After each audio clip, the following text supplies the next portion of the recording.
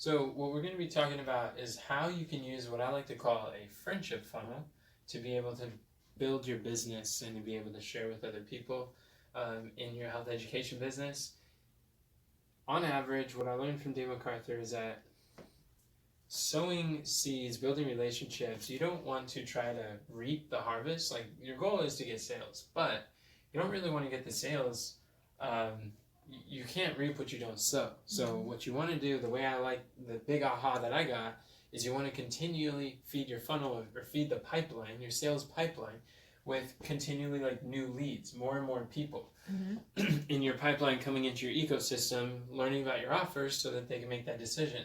So like a farmer knows that how many days by the time they plant the seed of the corn, it takes at about 90 days for them to actually reap the harvest. So the problem with a lot of company or a lot of like entrepreneurs is they're trying to reap before they sow. And this is how you can avoid doing that. So what we're talking about is the first phase is like new networking, what I like to call networking on purpose. When you're building relationships with complete strangers, you're talking to people, and when I'm networking, what I like to do is I like to network on purpose. Like, yeah, I have objectives, I have like solutions. The goal is you're not a product pusher, you're a problem solver. So in this, you are looking for my purpose is how can I add value? The way you add value is by solving problems. The way you solve problems is by finding the gap between where they are and where they want to be. So I'm just connecting. So the first phase of relationships is connecting phase, and I realized that, like I was talking to Katharina yesterday, and she's like, I feel like there's this distance. I was like, you know what creates distance? Differences. Yeah. Differences divide, common ground connects. Oh, that's a writer downer.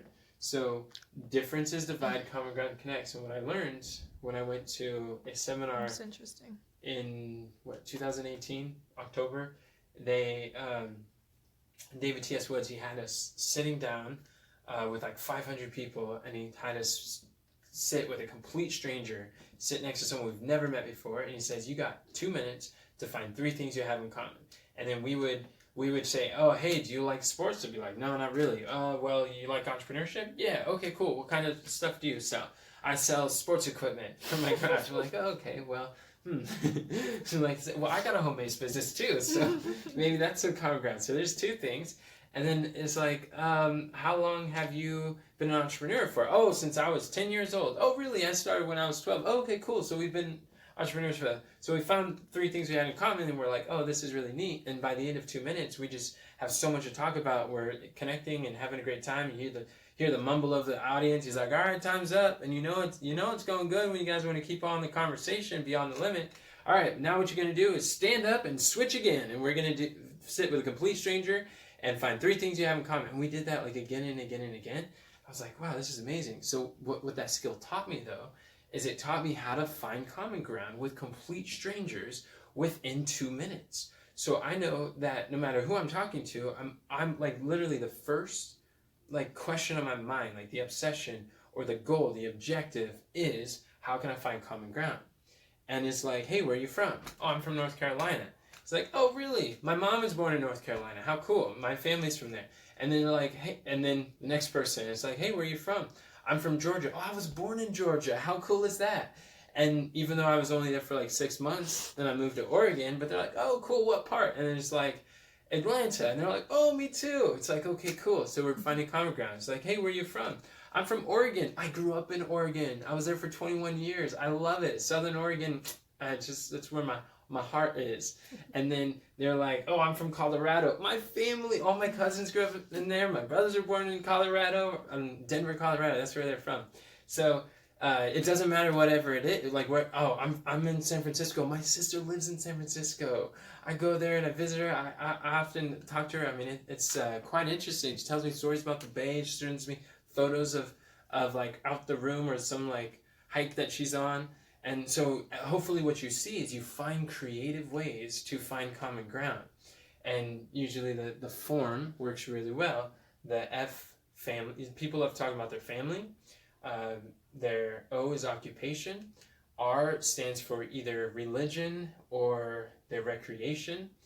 So you could talk about their faith, their interests, or their activities, hobbies, things that you like. A lot of times from there, like for religion, I like to ask people, do you have any special prayer requests I could pray for you? And then based on those prayers, I find solutions. I find problems that people have. And I'm like, okay, what solutions might I be able to solve? 4 is M stands for motivation or money. Motivation is like, what's their goal, their mission, what lights them up, what excites them, or what's kind of the pain or the gap that they have. Or money, talk about finances, talk about their employment, talk about some financial goals they have. Maybe people just talk about financial things, so talk about it. And as you have financial solutions, you save money on their groceries, you can help them in a variety of different ways. That's where, that's like connecting. The goal here is to find common ground and have connection with people. So this can happen like through, a lot of it happens on Messenger for me when I'm talking to people. You could also happen with your content. As people like watch content, then they're able to listen to the content. You find common ground, you share. That's why it's important to share parts of your life, your history, your experience, your stories, not just facts and principles and like science, but actually share your experience with the facts and the principles. Like what I'm sharing with you, not just find common ground, but I told you the experience that I went on, how nervous I was, and how like what that was like trying to connect with someone who's totally into sports when I'm like, I have no desire to be into sports, but hey, we found common ground and it was fun by the end. So the DMO is your daily method of operation. What I was taught, what helped me a lot to step out of my comfort zone, is have this 3x3x3 daily method of operation. Every day, contact 3 new people, strangers, never talked to before. That could be 3 new friend requests. That could be 3 new people that you engage with on a Facebook group, or you just strike up conversations. I do that. Still to this day, I'm constantly meeting new people and interacting with them. Then you follow up with 3 people. These are follow-ups for people that you've shared your products with. Maybe you invited them to a webinar. Maybe you invite them to an event, or you shared with them a video sales letter that is selling them on what you provide. And so you follow up with them. It's like, what did you like best, or whatever the case is. And then the last 3 is you share. It's like appreciation messages where no agenda, you're just there like, hey, I appreciate you, I want you to know I'm thinking about you, or just saying, hey, I'm praying for you. Or what I like to do is I like to get on my phone and send audio prayer requests, like actual pray for them, but record it and send it to them. A lot of people, when you say, I'm praying for you, they're like, oh, thank you so much. But when they hear what you're praying for them, they're like, that touched my soul. So that's really powerful. When was the last time you got an audio prayer message? Recently, I've been getting on Loom, and I'm able to send like video prayer messages, which is kind of cool. So that 3x3, you do that every day, and what this does is ensures that you have new leads flowing, new relationships, new people, new friendships being had into your funnel, because like from complete stranger to a sale, it's going to take some time. Go ahead. So like with the 3x3x3, and you're saying, like with people that you know, you can reach out to, not with an agenda, but maybe just ask them if there's something that you can pray for. But then, with a stranger, is it just like you just build a relationship there, like at the second phase? Mm-hmm. You're building like a relationship here. You're starting with the first 3 is? Yeah, well, the first 3 is a complete stranger. So like you're having the conversation, you're contacting them, you're creating new friends, you're just meeting new people.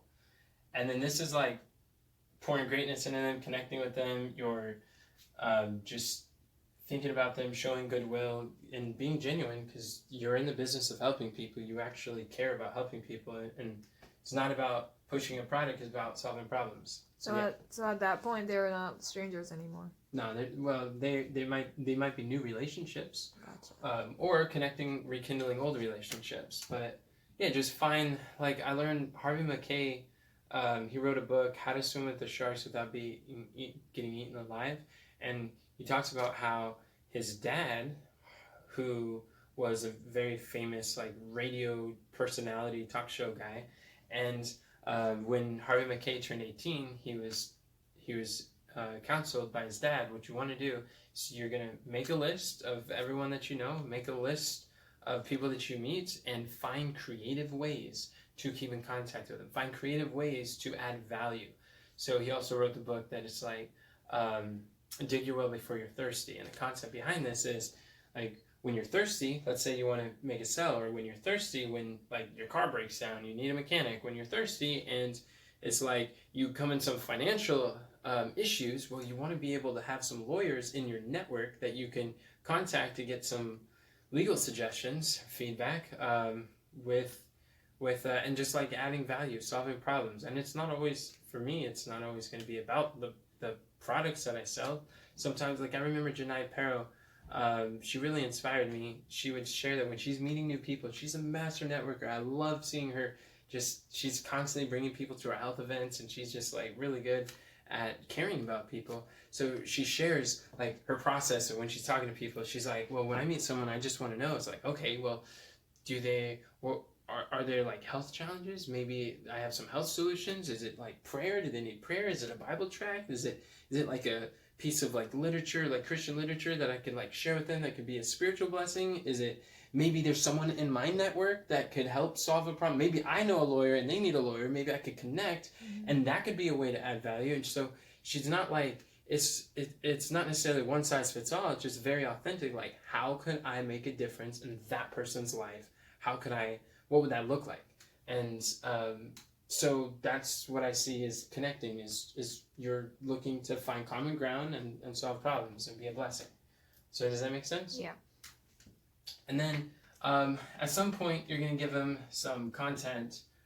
So you might, when you discover a problem, let's say you have a problem, then you see that maybe they are concerned.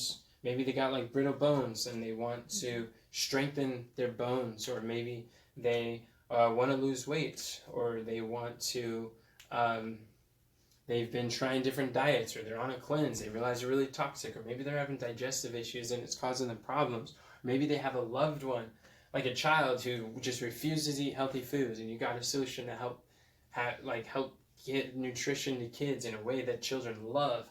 And so you identified a problem. Oh, okay, cool. So then it's the skill of inviting, where you invite them to take a look. And as you invite them to listen, you want to invite them to like a third-party teaching tool, something that could be a webinar, a video, it could be an event, it could be like virtual live events are great places to sell, maybe at a challenge, or maybe it's inviting them to look at a book that could give them some information, whatever it is. But the thing is, a lot of times people try to sell people and tell them all, they're like, oh, you got a problem, well, let me tell you about this great product, let me tell you about this amazing thing that I offer, and it just like overwhelms people and it turns them off. So you want to come, and instead, like, a lot of people feel like they're bothering their prospects, but instead of feeling like you're bothering people, just know that you have the gift. You're the one who has something that is able to change their life and help them reach their goal, close the gap of where they are and where they want to be. So you're there as a servant. You're not there taking. Don't focus so much on what you're taking from them. Focus on what it's gifting, what you're giving them. You're helping them. You're introducing your ideal client to a new normal. So feel good about that. So invite to listen to a sales message or content. And a lot of times, like this could be a webinar, an event or something, but let's say they listen to it, then there's going to be some follow-up. There's going to be follow-up conversations, but this is where I would say from the content, this is where they get presented the offer. This is where they're able to see and learn about your products and make a financial decision, have a call to action. This is where it takes about 8 exposures for someone to finally say yes. So you might share with someone and they're like, no. I like to spell no as not an O, but it's K-N-O-W, meaning that they don't know enough. Mm-hmm. A lot of times, like no often means not now, or where it's like you haven't given me enough information to justify or prioritize or making your solution a priority. Whether prioritize my financial resources, prioritize my time, prioritize my energy and effort, whatever it is, so we just follow up, and sometimes it might be the timing. Sometimes, like, there's a Cindy Talley we shared with her for like 3 years. We were sharing it with her some of our health, so she's like, nope, not interested. Nope. Met her at met her in Event? No, it wasn't an event. It was a grocery store parking lot. Oh. It was a parking lot. It's out in the parking lot. I was like, hey, we're doing an event. Oh. And I really think you can check it out. And at that timing, she's like, God spoke to her and was like, listen to what they're saying. And then she came, she fell in love with the presenter, fell in love with the message through the health solution, and she just absolutely loved the products. It helped her family, helped her daughter, helped herself, and in so many ways. And she ends up referring more people to our business, and she referred someone Malcolm, who ends up referring a whole bunch of people. And so from that purchase, and then even with those referrals, she became an affiliate. And with those, the commission she got from her referrals, she was able to retire as a traveling nurse and use that money she was making from the referrals for our products. But it was like, she said, like, no. She didn't just say no. She's like, no way. Like, vehemently no. Until like 3 years later, and then finally she's like, it's the timing. Mm-hmm. So then she was all gung-ho. And so the follow-up, the fortunes in the follow-up, truly, that cliche that everybody hears, but it's the fortunes in the follow-up. And then you get the sale. But here's the thing. If you want to avoid feast or famine, this is why I'm saying this whole thing, the big breakthrough that I got is, some people, it might not be 90 days. I mean, it can be less, but 90, I think, was really helpful for me to set a more proper expectation, to understand kind of like, well, it is a process. It's a pipeline. It's building relationships takes time, and you're not just here the only reason you're talking to people is not to just sell things. That is a benefit, and that the financial reward, I believe, like, profit is God's incentivization program for doing good to people, for people. So he gives us a business so that we can make a difference and, like, financially sustain that impact of helping people that we're able to do. You can help a lot of people in your business, but you're there because of people, because you care about people, because you're connected with people, and you want to dig your well before you're thirsty. You want to build a relationship. So what I learned is, as long as you're doing this daily method of operation, you are